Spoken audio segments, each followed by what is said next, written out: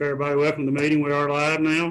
Due to the COVID-19 pandemic, Madison County Board of Adjustments is holding this video conferencing, this special called meeting live on Madison County, Kentucky Facebook page at Madison County KY and local Spectrum TV channel 377 in compliance with the Office of the Attorney General, Opinion 20-5. Ralph? We'll now call this June 18, 2020 Madison County Board of Adjustments meeting to order. Can you please call the roll? Chris Cooper? Angie Barnes? Present. Valerie Himes? Here. Ralph Oliver? Present. First item up on business is the approval of the minutes. Did everybody look over the minutes, and did anybody see anything wrong with the minutes from the last meeting?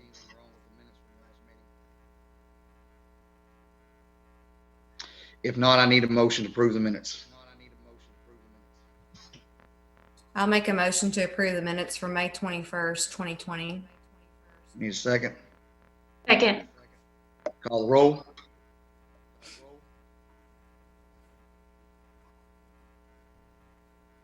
You're on mute, Bert. Angie Barnes? Yes. Valerie Himes? Yes. Ralph Oliver? Yes. The next thing on the agenda, we have a dimensional variance at 3071. Let me stop you there. We need to amend the agenda. That item has been removed from the agenda. That Okay. has been withdrawn. There was no need for it, so we can take that off. Okay. So then we'll move right on down to, looks like a dimensional variance at 3540 Urban Road. And I have a Jerry and Sherry McIntosh.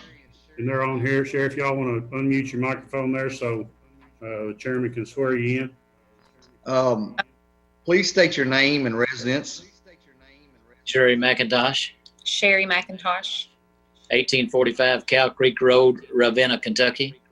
Okay, can you guys raise your right hand? Do you agree the information you're about to give us is truthful pertaining to the information in this case? I do. All right, please tell us what you'd like to do today. Well, I've asked for a 30-foot variance from the center of the highway, minimum of 125 feet, because we've got a little drop-off bank. We've got grandbabies, and we've got a little drop-off bank on the lower side, and then we're trying to get a little farther away from that and just to more center the house on the lot. So you're looking at going back 95 feet instead of the 125. Right. No more than that, yes. And that's including the front porch, everything, right? That's what you're saying. Your front porch sidewalk won't get any closer. Correct.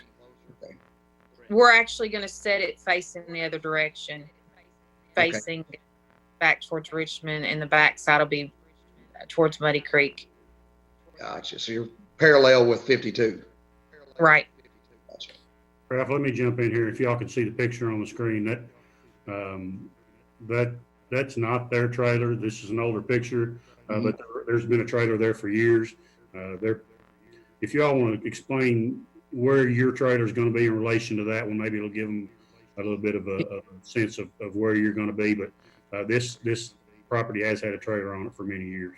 Mm-hmm. The old trailer has been removed, and we're probably 30 feet east of where it was sitting. So right in that bare spot to the right of 3540 then. I'm sorry, we didn't hear you. Yes, it is a bare spot of land, bare tract of land. Yes. Right there. Okay. Bert, has anybody called in about this? We've had some calls, but it's just been people inquiring as to what they're wanting to do out there. No objections to it. Gotcha. And everything else is good on the other property lines and boundary lines? Yeah, seems to be. Okay. Has anybody else got anything, any questions from the board?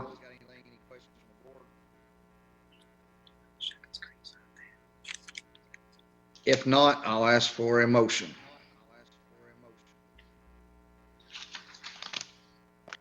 I'll make a motion that we approve the dimensional variance of 30 feet for the property located at 3540 Irvin Road in Richmond, reduced from 125 feet to 95 feet from the center of the road. Second. I'll second. Call the roll, please. Angie Barnes, Yes. Valerie Hines, Yes. Ralph Oliver. Yes. Thank you, Sherry and Jerry, and Bert will get y'all squared away on that and everything taken care of, okay? Thank you very much. Thank you. All right, next up on the agenda, I have a 2801 College Hill Road dimensional variance. I have a Daniel Abrams. Yeah, Daniel's with us. Daniel, you want to jump on here? So Ralph. Yeah, I'm here. Okay, please state your name and address, please. Daniel Abrams, 2815 College Hill Road. Okay, raise your right hand. You agree to the information you're about to give us be truthful and accurate according to this case? I do. Okay, tell us what you like to do. Well, my brother-in-law here, I'm selling a couple acres to them, and they'd like to put a house on that 2 acres that I'm selling them. We're asking for, what is it, Adam? It's a difference of 37 feet. Yeah. Built at 88. Yeah, we're looking at probably 88, 90 feet from the center of the road there. Reason being, we've got a pond sitting basically where the 125 feet would be. So we're just looking to get out of that pond, and the 88 feet would put it more in line with my house. Are you at 2815? Is that where you're at? Yes, sir. Gotcha. Bert, Daniel's the one asking for this variance. Yeah, he's still the owner of the property. They've not conveyed it yet. They do have a recorded plat that's not showing on my screen right now because it was just recorded earlier in the week. But he has cut off a couple acres. You can see the 2801 on my map, and I think right in here's about where they would end up being before you get to this tree line here. But that's why he's the applicant, because he still owns the property. Okay, and this variance would go with the property, the new property owner? The transfer with the property, yes. Perfect. Has anybody called in on this? No, we've not had any calls on this one. Okay. All right. Does anybody else from the board have any questions? Seeing none, I need a motion. I'll make a motion that we approve the dimensional variance of 37 feet for the property located at 2801 College Hill Road, reduced from 125 feet to 88 feet from the center of the road. Okay, do I have a second? Second. Call the roll, please. Angie Barnes, Yes. Valerie Hines, Yes. Ralph Oliver. Yes. Daniel, you'll be good to go. And like I said, Bert will get with you after this and get everything that you need to get that going, okay? All right, appreciate it, guys. Thank you. All right, next up on the agenda, 133 Owsley Fork Road, conditional use permit, Levi Alexander. I think this is the third time in 12 months we've seen Levi. He's on here. So Levi's back. He wants to amend the permit he was issued back in, was it February, Levi? I can't remember now. I think so, yeah. Wants to amend that to change the hours of operation and the time that he would be permitted to do that. All right, Levi, tell us your name and address, please. Levi Alexander, 298 Arthur Jackson Lane, Brea, Kentucky. All right, raise your right hand. Information you're about to give us, do you agree to be truthful and accurate pertaining to this case? I do. Thanks, sir. Tell us what you want to do, Levi. Well, we got approved for the 14 hours, like Bert said, back in February, and we got thinking after, and I don't know why, it was our ignorance is what it was. It doesn't allow us, if we need to work 2 shifts, I think that they allowed 24 hours for loadouts and stuff on trucks, but we only got allowed 14 hours for the running of the motors and stuff for the mill. So we were asking for the use of 17 hours. That way we could get 2 8-hour shifts in and 2 30-minute lunches on each shift to be able to run two shifts just in case big load, logs start coming in. You need to get stuff out. we could see the possibility in it being. We just plan on running one shift, but we don't want to turn around and get ourselves in that pickle and need to be running 2 shifts and then don't have the 17 hours. All right. So Levi, when you wanting your first shift to start? 6 o'clock and then all the way to 11 o'clock. 6 a.m. to 11 Yeah, p.m. 6 a.m. to 11 p.m. Yeah. Your application says you're wanting to run 24 hours though, so let's make sure we get those hours squared away exactly how you want them this time. Okay. I think, did we get approved last time for the loadout and stuff for 24 hours?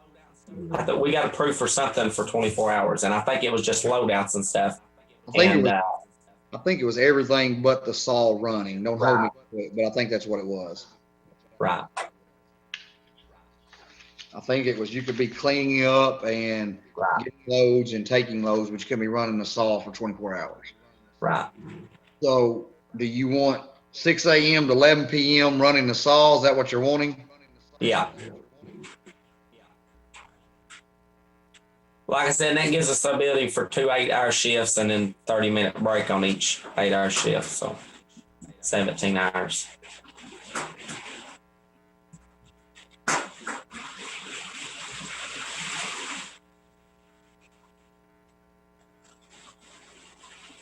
Bert, do you have the previous permit, the one we didn't have in front of you?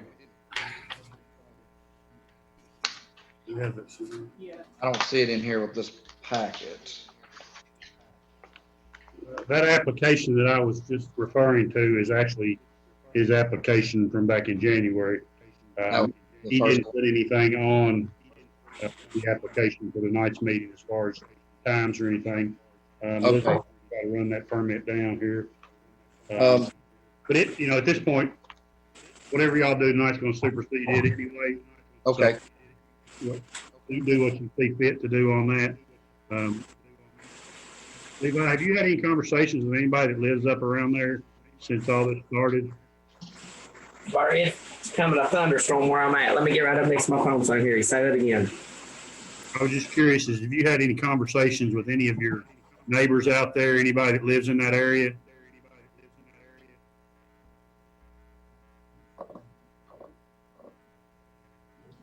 I think we lost him. He'll call him again. Is anybody called, Bert?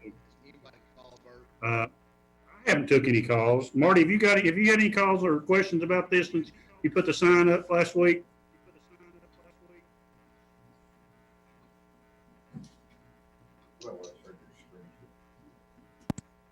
No, I have not heard anything, Bert. Not one call. Okay. Elizabeth hasn't had any call. We haven't had any calls in the office, so looks like Levi's back with us. Can you hear me now? Yeah. I was just wondering if you talk to any of your neighbors up there around the mill, has anybody asked what's going on or what you're doing or had any problems with anything? No, like I said, the neighbor behind was the actual previous owner. And the neighbor to the right side, I don't really know who they are. They got some woods and stuff in between us. I'm not real sure. I haven't talked to them, though. And just remind the board, how long has that sawmill been down there? How many years has it been in operation? The guy that I bought it up, this manual mill off of, he run it down there since '98, but Harold Estes had one there before that. He had one there for like 10 years or something. So I'd say somewhere in the 80s. So it's been there a long time. Yeah. I don't think, Marty, have you ever took a call about anybody do anything down there? I have not, Bert. I would like to ask Levi that when I went up in there and I drove around and turned around, came out, there are 2 manufactured homes up there. Are they occupied? They seem to be. One, yeah, they are occupied, but they rent the lots from Nellie Gooden, the owner, and we plan to move those. We don't plan to keep those there. So they're aware of what could potentially be. I'm sure before she rented it to them, she explained to them what the possibility or potential could be going on up there. Right. Okay. So Levi, you're wanting 6 a.m. to 11 p.m., but you're wanting to be able to unload and load 24 hours a day, 7 days a week. Is that correct? Right. Yeah. More than likely not on Sunday, but yeah, 7 days a week, 24 hours for loadouts. Right. Correct. What days of the week are you wanting to run this 6 to 11 p.m.? possibility, mainly Monday through Friday, but possibility of Saturday too. Not, Yeah, so Monday through Saturday, sawmill running 6 a.m. to 11 p.m. with 24-hour loading and unloading service. You got it. All right. Is there anything that you haven't seen on here for them since the last time? Not that I can think of. Anybody else have any questions from the board?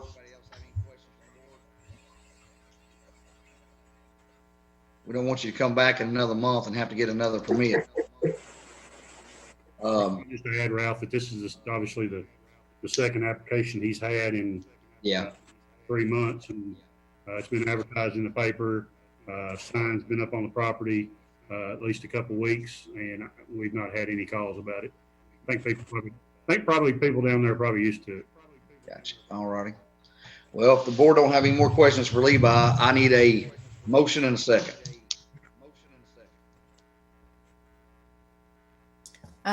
Like to, so we can grant a motion to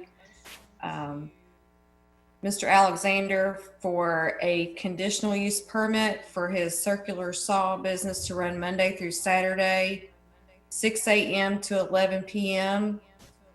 for the sawmill and 24 hours to load and unload. Is there a second? I'll second. Call the roll, please.